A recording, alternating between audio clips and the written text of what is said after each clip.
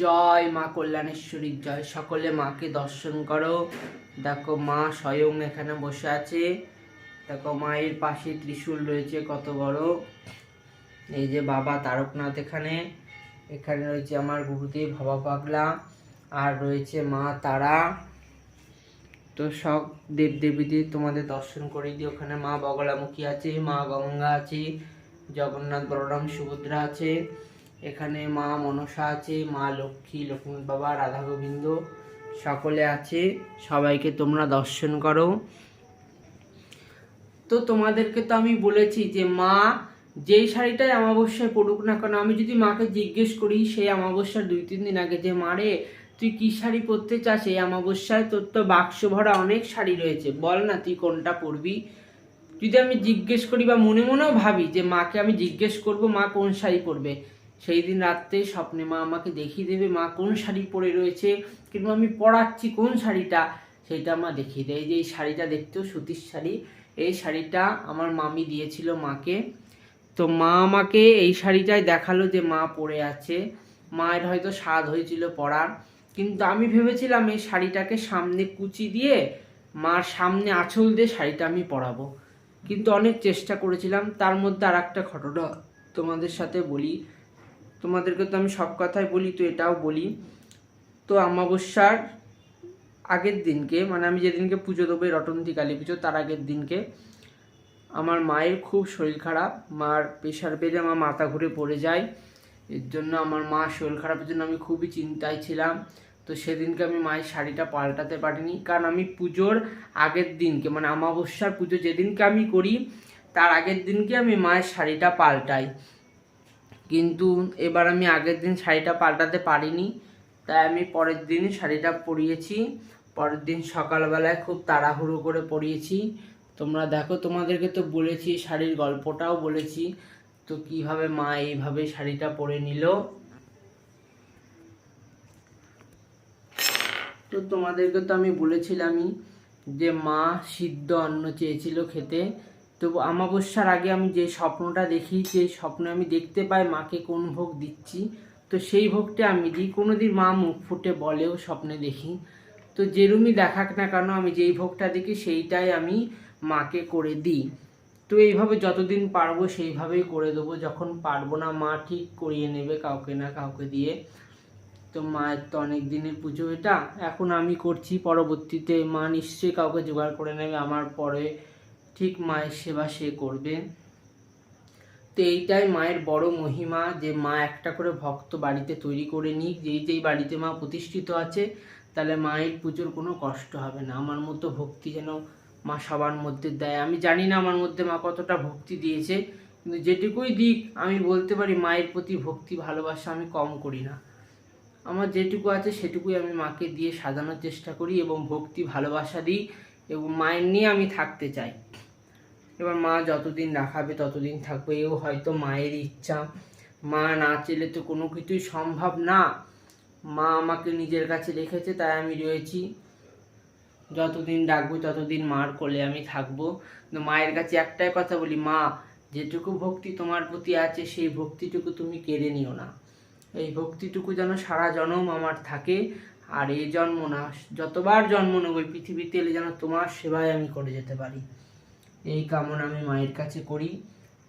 তো সকল ভক্তরা, মায়ের সকল সন্তানরা হয়তো এই কামনাই করে, যারা মায়ের পুজো করে ভালো পায়, আনন্দ পায়, মায়ের সেবায় কত শান্তি। তো তোমাদের এবার বলি, আমার মায়ের শরীর খারাপের জন্য আমি খুবই চিন্তায় ছিলাম। পরের দিনকে তো আমার রাগ হয়ে যাচ্ছিল যে মা তোরা তো পুজো করি আর তুই আমার মায়ের এমন শরীর খারাপ দিলে, একদম অমাবস্যার দিনকেই আমি কি করে সামলে, একদিকে মাকে দেখবো না তোর পুজো করব।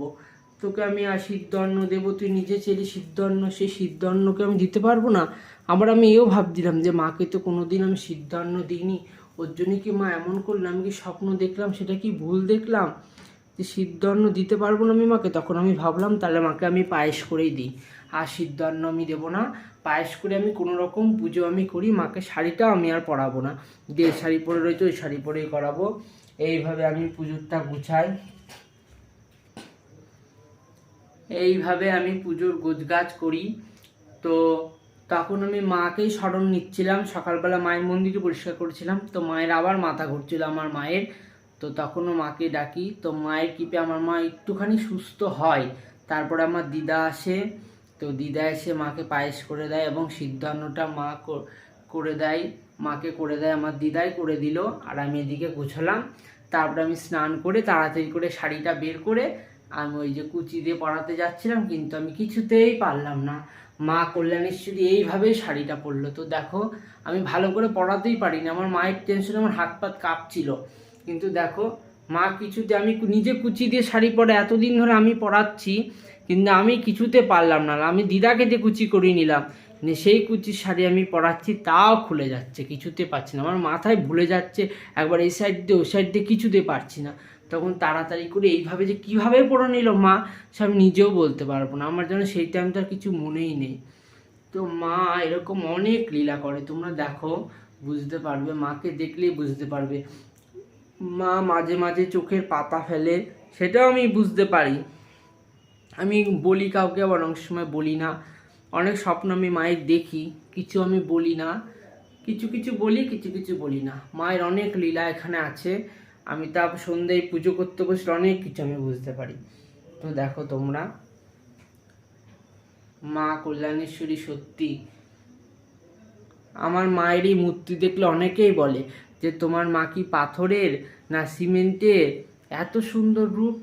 আমি বলি না, আমার মা তো মৃন্ময়ী, মাটিরই, কিন্তু আমার মা যত্নে ভালোবাসায় দেখো রূপটা জল করছে।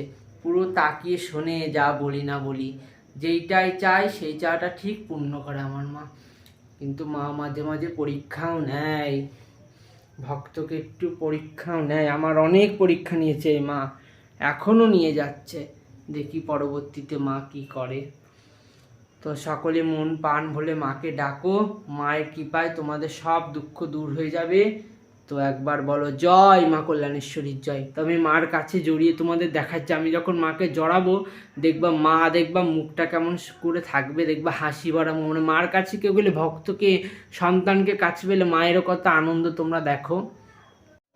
দেখো তোমরা দেখো, দেখো মার কত আনন্দ, দেখো যে একটা বাচ্চা মেয়ে, দেখো মন্দিরে যত ভাবি ঢুকবো না, যদি কোনোদিন ভাবি ঢুকলে পরে বেরোতে দেবে না, কাছে বসে থাক। আমার মা আমার একা একা তো থাকে সারাদিন, যখন মায়ের কাছে আসি মাও ছাড়তে চায় না সন্তানকে। তো জয় মা, তোমরা সবাই মাকে বলো, মাকে নিয়ে যেন এইভাবে আমি থাকতে পারি, আর এই ভালোবাসা মায়ের প্রতি যেন আমার থাকে। সকলে বলো মাকে, সবাই বলো যে এইভাবে যেন আমি মাকে ভালোবেসে যেতে পারি। তো জয় মা কল্যাণেশ্বরী জয়।